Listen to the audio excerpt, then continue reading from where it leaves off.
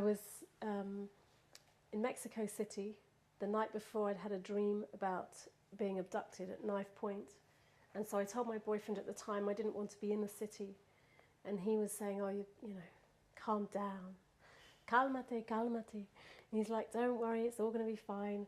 But then I had a panic attack, which I don't have anyway.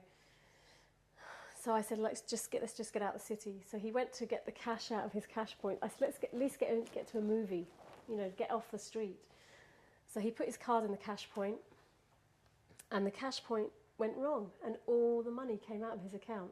That's like a year's worth of his wages that he'd been saving. So we're like, oh my God, now what do we do? We're on the street. So he just tucked it in here, and we just said, let's just get to the other side of Mexico City, to Palenque district, really nice area, and go to the movies.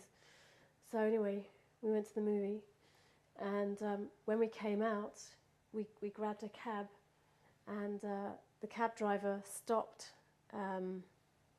at these green traffic lights about 5 minutes into the ride. And then before we knew what was going on, two other men with masks on came out from behind a wall and got into the cab. So now I'm at knife point. It's funny now, but it wasn't at the time. Now you've brought it up. Anyway, so sweaty palms here. So anyway, we've got a gun and a knife on us, and they take everything we have, but they carry on driving us because they were with the driver. It was a team thing. So anyway, I'm like, oh God, I really was frightened, like my teeth were chattering, and I saw an image of what was going to happen to us. I saw they were going to take us to this building. It flashed across my mind, and I saw the outcome. I just thought, no way, that is not going to happen. That is not the reality that I am willing to accept right now. So he was holding my hands down, this one man, and but I forced them into a prayer position. I don't know why I felt I had to do that, because I never prayed, and also you can pray without doing that, but I don't know, it must have been to show them that I was doing something. So, and I prayed in Spanish, and I just said, please God, like, or anyone or anything, you know, I don't care who's out there, but I really need help now. And if you save my life, I promise that I'll do the work. Well, I didn't know what I meant, but this is the work, right? Yeah, I said I'll do the work. Anyway, oh my God, this was the first. This is yeah, I'd forgotten about this. I like to forget this experience. So I went out my body. And I was aware that I was in the taxi. Everything was shaking, and but I went through a really warm light, and I heard a voice very powerfully say to me, "Relax, and you will be protected." And it was so all-encompassing, this voice, and I hear this voice when I go journeying on the inner planes. You can't dispute it. I don't know when you meet guides or you hear a voice.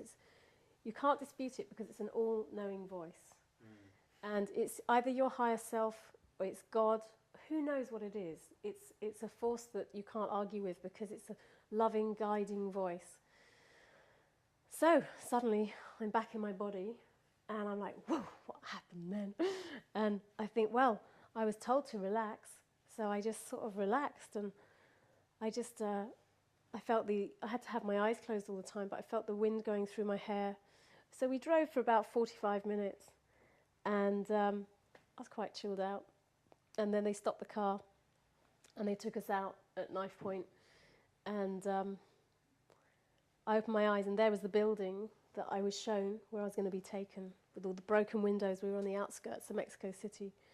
And then they put me in the middle of the road, and they said, okay, they said, don't look back. So in this moment, I'm thinking, they're just going to like whack me from behind. Like, this is the last moment of my life now, right now. And but the next thing was that the driver came out, and he told me to open my hands. And I opened my hands up, and he gave me back my passport, my credit card, and my flight ticket, because I was flying out the next day. I had been in Mexico for 8 months, but it was the next day. So he gave me everything back and just kept saying, I'm so sorry, can you forgive me, can you forgive me, disculpa mi, disculpa mi. and backed off, and they closed the door and off they drove. And I thought, well, they're playing, they're just going to drive, you know, they didn't seem like they were very nice men. I thought they were going to just drive around, but they went. And so that was my first experience of going out my body. It was really like I was lifted. It was divine intervention. And so it was that moment that I realized, I said, I'll do the work, you know. And I haven't had a choice since then. So that's what I've always done.